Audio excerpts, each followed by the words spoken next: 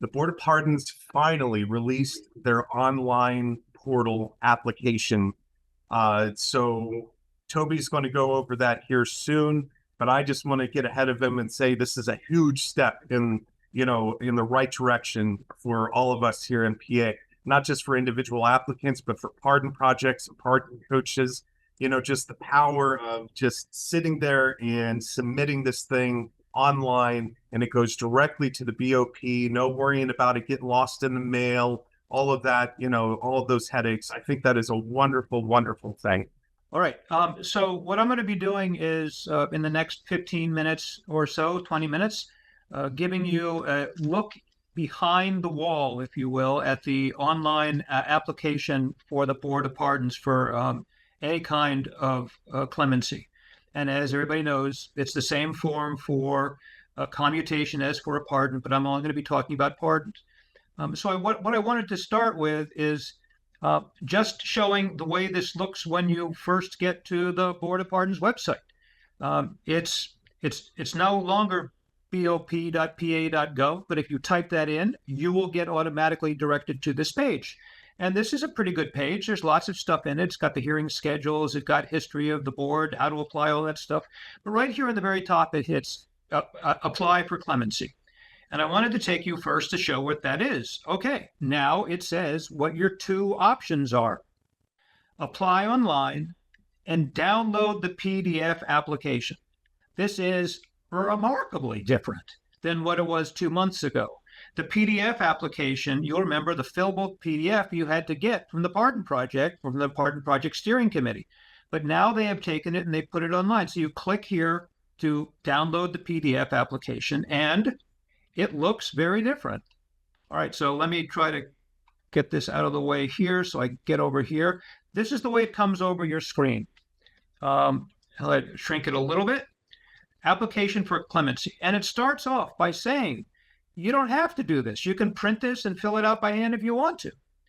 But it says, all right, here's the different types. What types of clemency? It describes them. These are the instructions that you'll remember were on the website before. It explains the different terms. It says what you should do before you apply.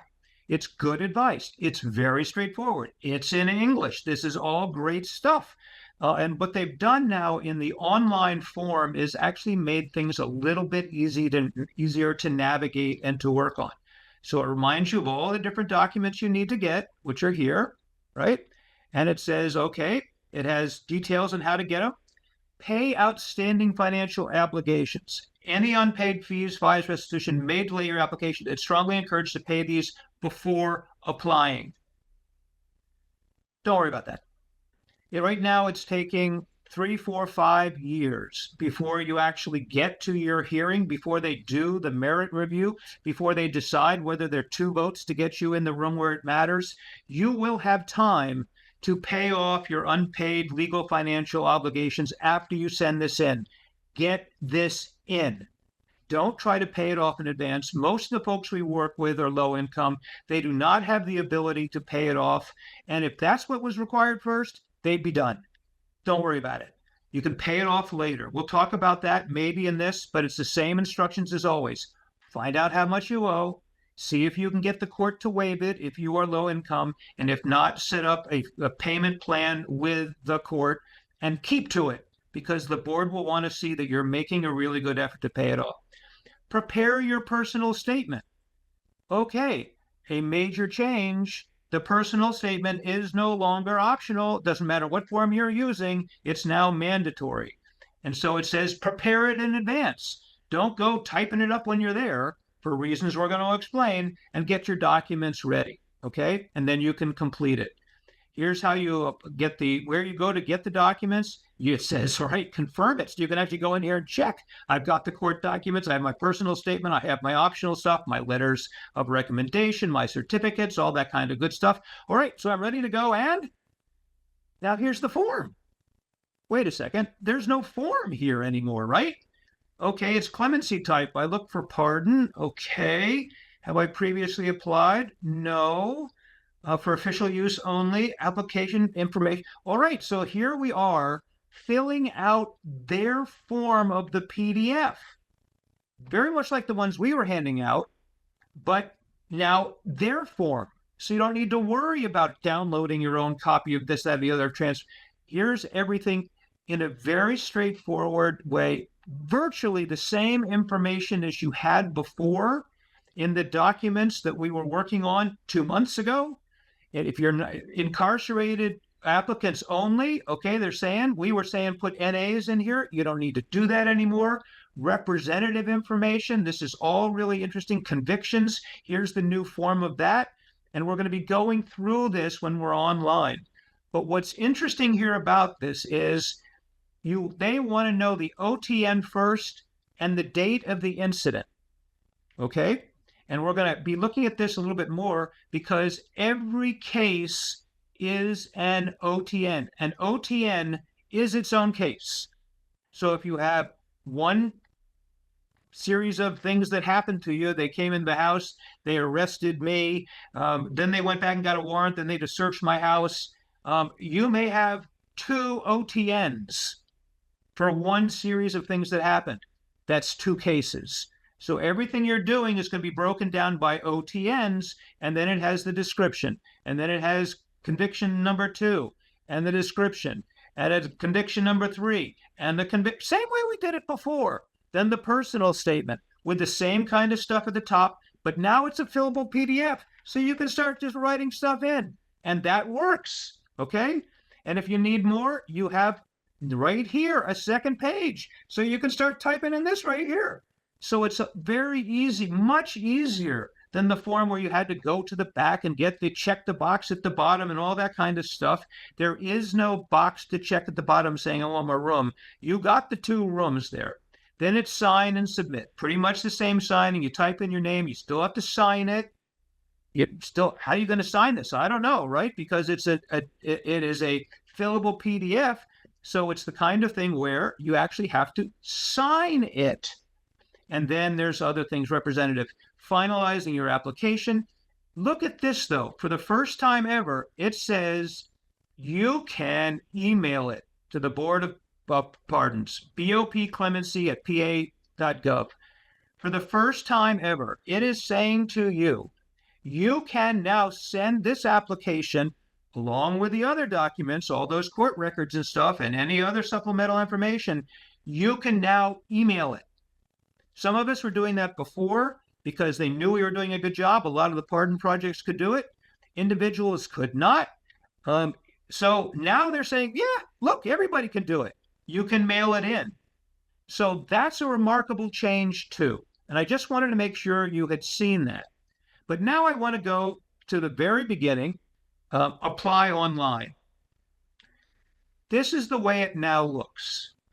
What's remarkable to me about this is 2-3 years ago, when they started talking about how they were going to do this, they said you were going to have to get a PA login ID, right?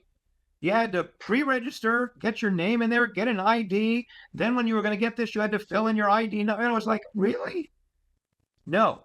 Once you push on that button, you are right in it. You are getting started. I confirm that I understand that if I'm currently incarcerated, I got to use the PDF. I got to sign the application. I understand the application cannot be saved. Not like other things where you can save it and come back to it later. Once you leave this site, you have to start all over again. Right? So it's got to be completed in one sitting. Well, you can get up and walk around, but I don't know how long they keep the thing open. I have my required court documents ready to upload. And I can include up to 5 criminal cases. If I have more than 5 cases, OTNs, I got to use the PDF. Okay? And you got to do that. If you go down the bottom, you say, all right, I want to see what's next. It says, whoa, you can't go forward without confirming that you understand this. And is the applicant currently incarcerated? No. It's a required field. No. Have you previously applied? No. What type of clemency are you requesting? Pardon. All right. It doesn't even ask you what kinds of parole or whatever you want commutation. Just one, either pardon or commutation. And then you can go forward. Okay? And then it starts with applicant information. But what I'm going to do here is I'm actually going to shift to the one that I started before, and because I wanted to move through this quickly.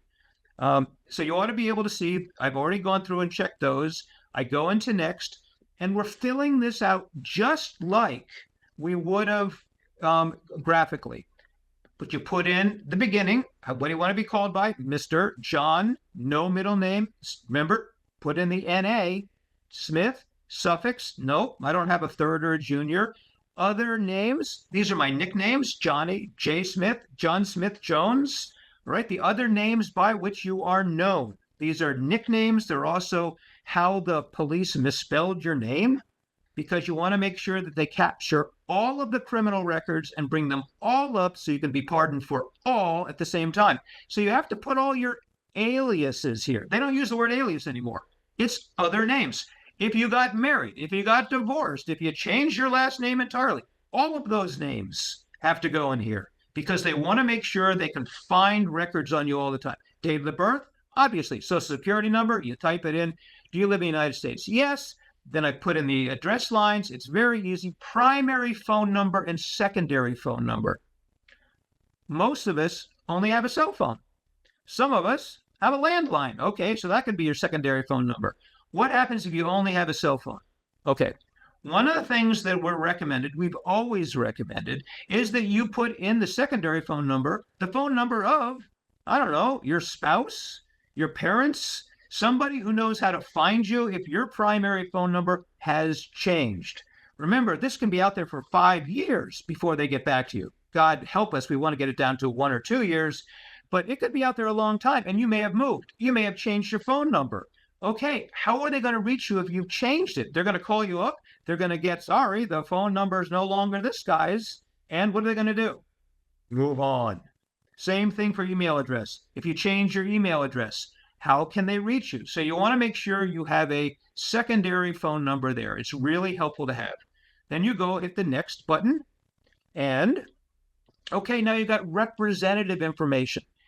For the first time, they really confirm right here at the beginning, what is a representative? What do they do for you, right? A representative in the clemency process can receive updates and make changes to your application on your behalf. Those are two different things, right? And just because, I'm going to have my wife be my representative for getting stuff, I'm not sure I want her to change my application on my behalf. But we're trying to make sure that there's somebody else here getting messages from the Board of Pardons. So if you are working with a pardon project, you would want the pardon project to be it. Or if you're working with an employer group or with a community agency or with a nonprofit or a community action agency or a workforce development, you would say, yes. Is somebody representing me? Yes. And now you can fill out this information. And look at what the options are. Who is this person in relation to the applicant? Attorney, family member, friend, nonprofit or community organization. It's like, whoa, look what they've done. These are the pardon projects. So my representative, it could be, I don't know, Zach. It could be, somebody by name, or it could be the Pardon Project. Wait a second. The Pardon Project of Lehigh County.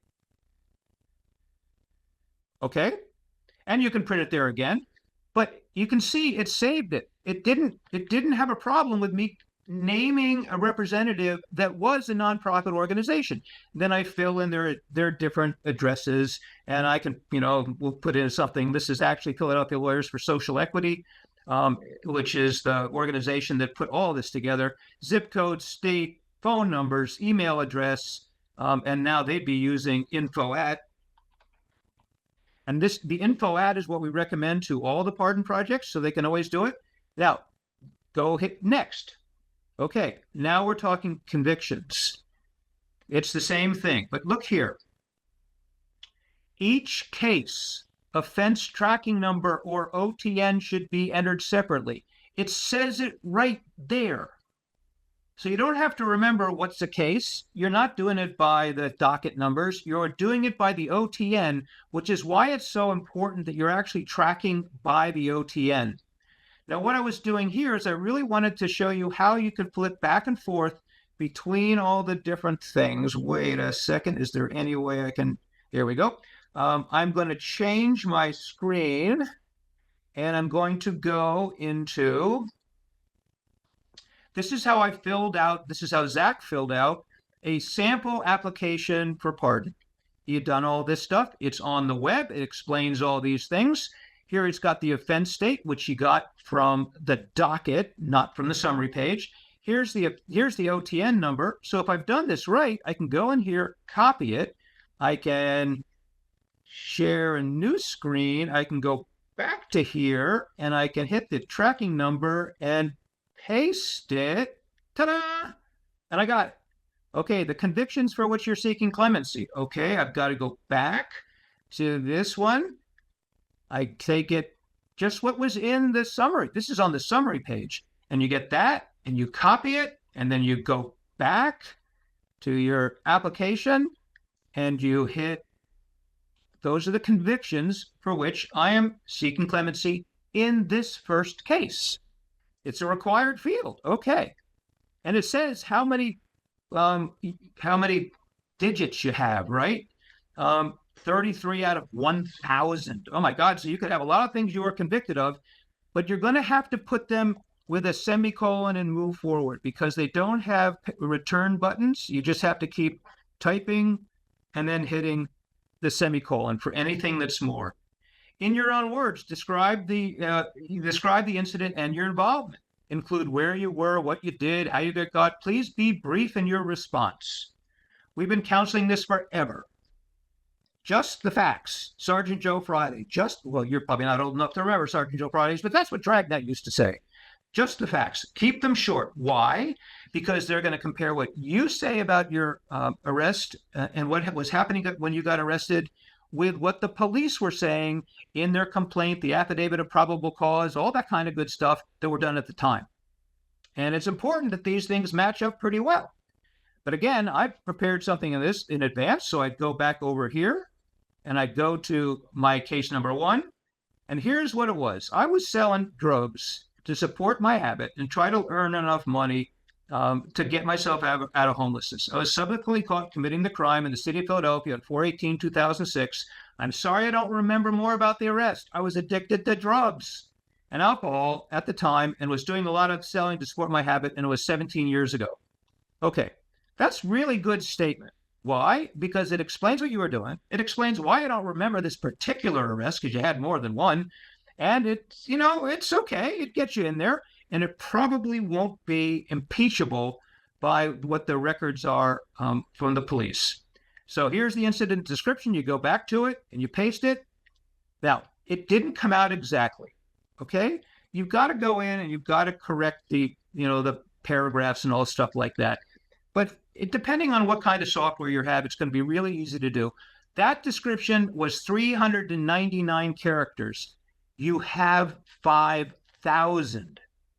Okay, I was trying to estimate in advance how much is 5,000 characters, give or take 750 words. You don't have, that's not brief. That's a lot. But if I were you, I wouldn't get anywhere near that. Okay, that was your first case, right? Now down at the bottom, if you keep going on, you could go on, but you might have a second case. Add case. What happens if you click it? It just opens up. Right? Because you're adding another case. And if it's not there, wait a second, there it is. Now I've added 2 cases. All right, here's the second case. Here's the third case. I can remove this case if I didn't like it. Oh my goodness, what happened there? Don't you hate this? Oh, there it goes. It was just down at the bottom of the page.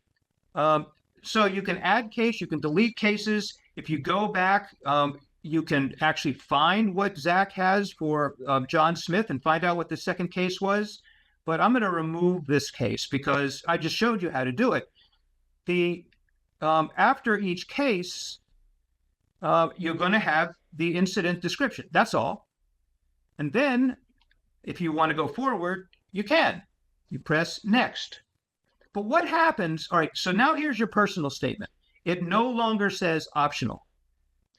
Sharing how your life has changed since your conviction can strengthen your application. Please be brief in your response. We've never told you to be brief. We've told you to check that box at the bottom of the graphic page and go on to page 2 and page 3. Tell your story of redemption, how you got into the trouble you were in at the time, how things have changed from you for you since then. Have you moved? You're doing different things.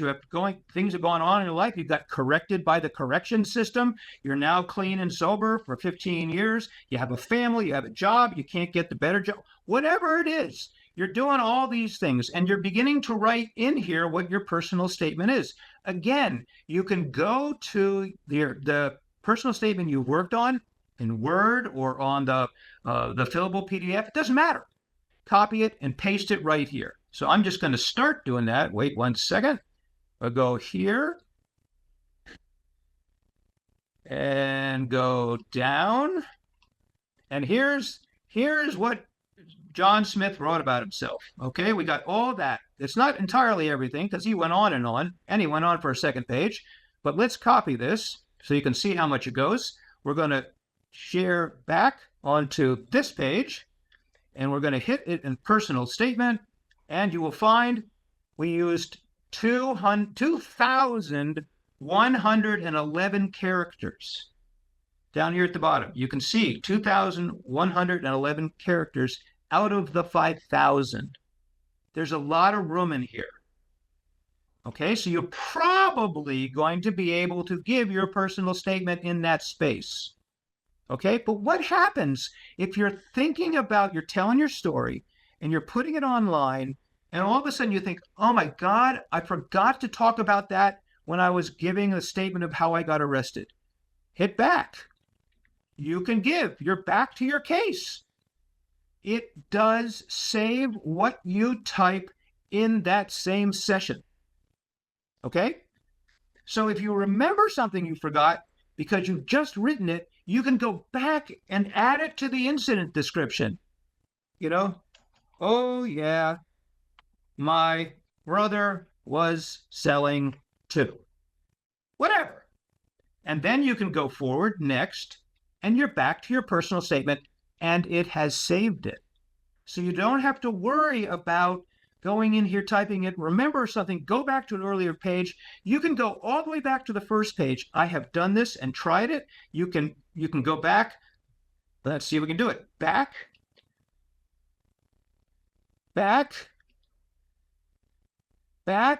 Now, please, God, as we go forward, make sure it's still there. Next. Yes, it's there. So you don't need to worry about it. It will stay there for you. Next, personal statement. Next, upload documents. Okay, now what are you going to do? If you've never uploaded documents before, how are you going to be able to do this? This is a challenge for a lot of people I work with. Heck, I'm 72. It's a challenge for me. But this says you can have, note this, if additional space is needed for description of offenses or personal statement, you can keep going. Just add another document. You're allowed to have 10 attachments, 10, and each file having a maximum size of 20 megabits. I have no idea how big that is, but it sounds really big to me. The support file types are JPG, PNG, DOC, DOCX, and PDF. All right, this means if you want to put a picture of you and Zach doing some event together for the Pardon Project Steering Committee, you can do that. Now, if you're going to do that, make sure it's in your personal statement. So if you add it, you'll say, oh yeah, I got to go back and add it. You can do that. But it says browse files. So you're going to go browse files like this, and it's going to take you into your own computer's database, right? And so for this one, going to the Pardon Project, here are the underlying court documents for John Smith.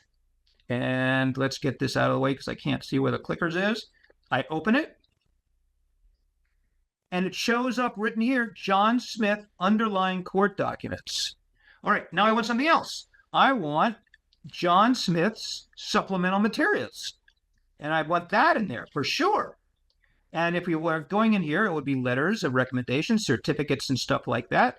And let's say I want to browse files and add John Smith's full application. And I hit this. Oh my God, it has nothing to do with John Smith. I just put somebody else's in there. You can delete it easily. So if you, in your stress and working with uploading, add something you did not mean for to be part of your application, you can then delete it. And as long as I don't know if there's anything essential, but I think the underlying court documents are. Here's a note. The board is already reporting that people are attaching their court summaries and dockets.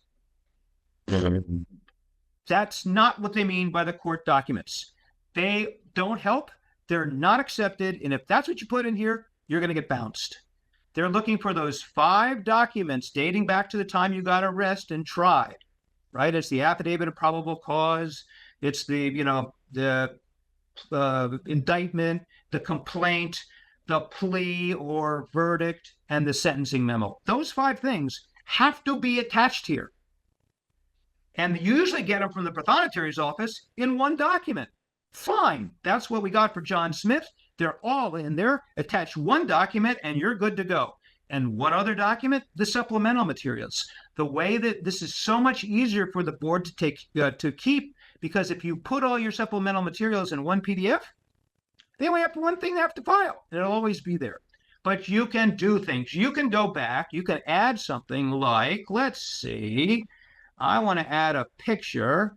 And I want to see, wait a second, can I add pictures from there? No, I go pictures, pictures, and I want to do Pardon Project Steering Committee. And let's see, what do we got? There's one. I want to put this one, opened. There it is. So now a picture of Zach and the guys, men and women, out last summer in Harrisburg, meeting to talk about how can we do things together is now part of what you've uploaded. Go back into your statement, your personal statement, and tell them what this is so that they know why they have it. Then next, review the application. I confirm getting started. The application currently, they've got all my information. If you go pay all the things that are in here, it has my incident description, my personal statement, the uploaded documents. It's giving me a summary of what's there. So you can look at it one last time. Next, sign and submit. Okay, look at this. You can sign your full name. If you're not trying, it's not like the graphic one where you have to print it out, sign your name, then PDF it and send it in by email or by mail. This one, you're just typing in full name, John Smith, right? But what happens if this is being done for you by a pardon coach or a lawyer? So it would be, wait a second, Tobey, Oxholm, for John Smith. Okay? Point out that it's the overview page where you do the Control P and you can save it as a PDF and it'll give you everything that you plugged into there. So it was right back for the signature page. This is the way, if you print it on the review application, we recommend that you save or print these responses for your record. So on that page where I was reading you all those different things, that's the way it prints out. It does not print it out in the form. It's not going to look like the form. It's just all the different answers that were here. Right now, this wasn't done for John Smith, but it's just an example of one that I actually did in advance. So you can see how the summary, the printout is going to look. And with that, you're going to be able to apply online. I want to point out, Tobey, I did receive a question earlier today via email, like if the online portal affects updating your case, but it's just for the initial submitting. You still have to email the Board of Pardons or call in with updates, correct? Yes, that's exactly right. This portal only works for submitting the applications. If you have an update, you send it to BOP Clemency at pa.gov, the way we have been before. So that's really good to say. In this subject line, put the person's full name and their application number or their C number if they have it. Really good to know. Thank you for that. Sorry, I want to, And is that what you're talking about when like your application is submitted and you still have documents to add after it's submitted? yeah, yeah. Okay. If it's been 2 years and all of a sudden you've changed job or changed your addresses, or you've gotten 2 more thank you letters from your local church or the local Right. school, yeah, you can add it that way.